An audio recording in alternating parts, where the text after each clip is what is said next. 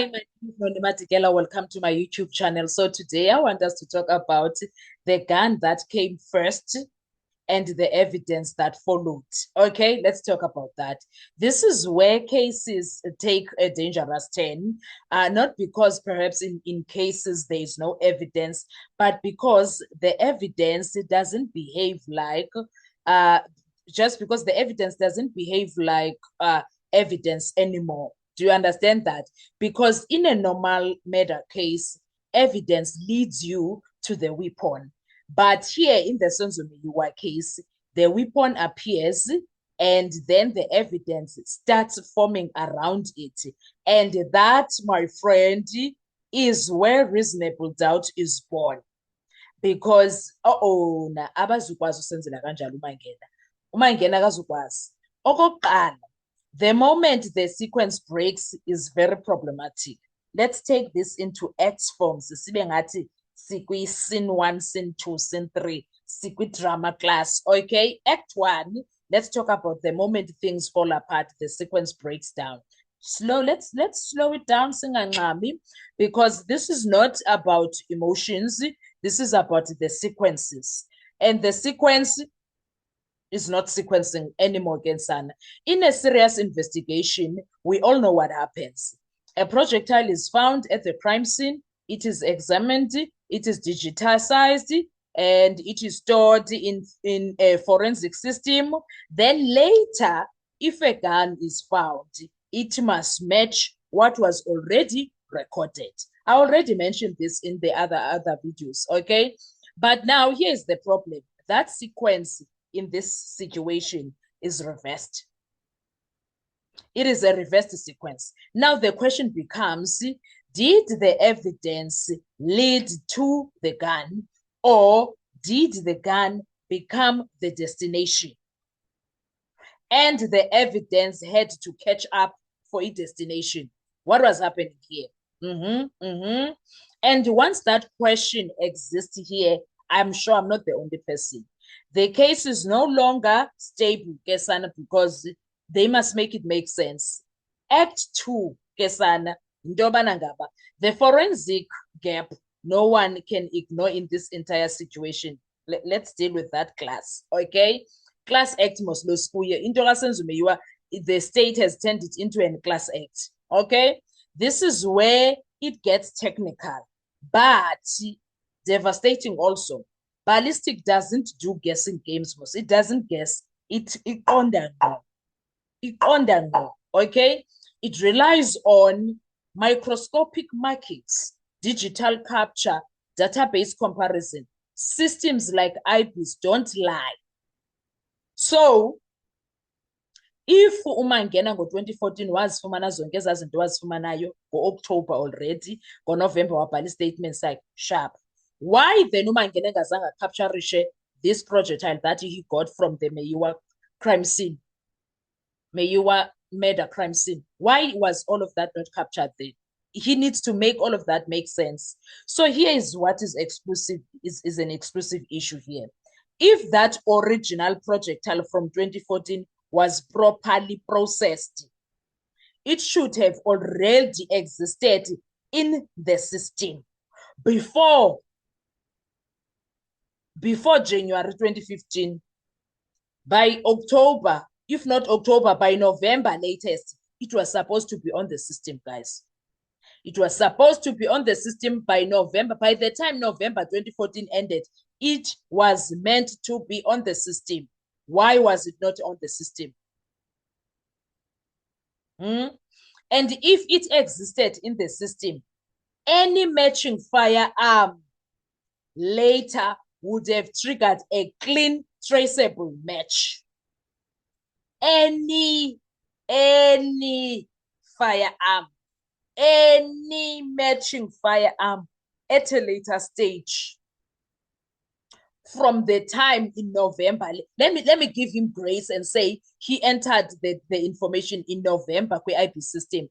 By the time it was end of November, December, January, any firearm that was entered in that system was going to show ukuthi nayi le firearm ihamba ngale projectile. It was going to show us that if it existed. Anything else other than that, I think. But what if the projectile was examined but never properly uploaded? Now we have a problem, a big one, and that problem was done by who? Mangena. Because now there is no independent record, no time-stamped comparison, no audit trail, nix, which means that the match becomes dependent on people, not systems, which is very wrong. And in court, that is very dangerous. Masieni ku Act 3 of this story, of this chain of evidence. The chain of custody collapses now because of that mistake, fatal mistake caused by Mangena. Now we move to the part that destroys the case quietly. Chain of custody. That is where we are right now, okay? That is exactly where we are right now, okay? Because abakwazi guys ukwenza ngathi sizizilima ababantu. They can't. Now, every piece of evidence must answer one question. Where were you? Every second crime, every second since the crime, because if the evidence cannot answer that, it cannot be trusted. Now, this evidence is not doing that. Now consider this. Evidence handled outside controlled systems. Evidence stored in personal spaces. Evidence moved without clear logging. That is not a small mistake. That is a structural failure, because the law doesn't just ask, is this the gun? It asks, can we trust how this gun was handled? And if the answer is no, the entire link between gun and the crime begins to weaken. And now, uClever omdala omgulukudu onguGinenda thought he was doing things ngendlela yakhe.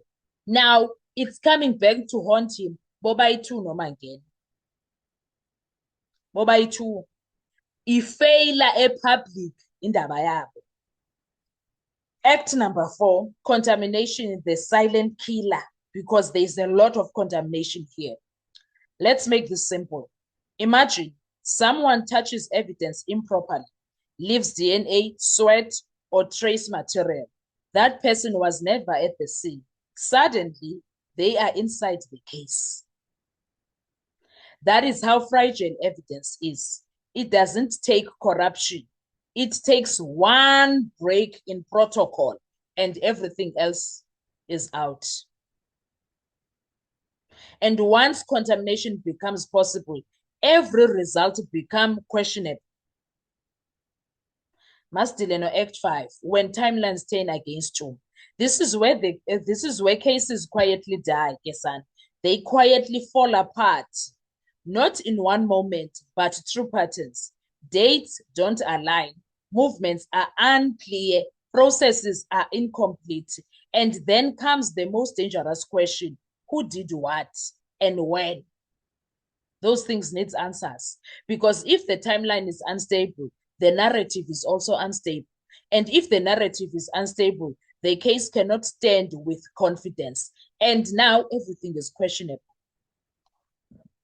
Everything that Gininda has fought for is on the floor. Now, the reality in courtroom is that now we arrive at the real question, right? How does a court deal with this? Because even if the state says this is the murder weapon, the court must still ask, can we trust how it got here? Ngoba uMangena initially in his statement before doing anything else, he read that I found it open, the bag. So how do we trust it?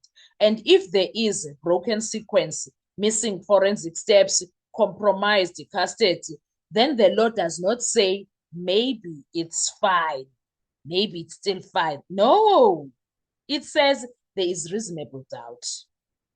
And indeed there is. This is no longer just about a gun. It's about the integrity of the process. KaMangena noGinida. In fact, let's not even masimiye kuGinida for now. Let's deal with uMangena because uMangena has been there since 2014. Because in a case like this, the gun doesn't save the case. The gun destroys the case. What are your thoughts when it comes to all of this? Let's talk in the comment section. I want to hear your views. Thank you so much. Wena, what do you think about uMangena? Because now I feel like he's compromised when it comes to the Senzo Mewa case. But I want to hear your views. Thank you so much. Bye-bye.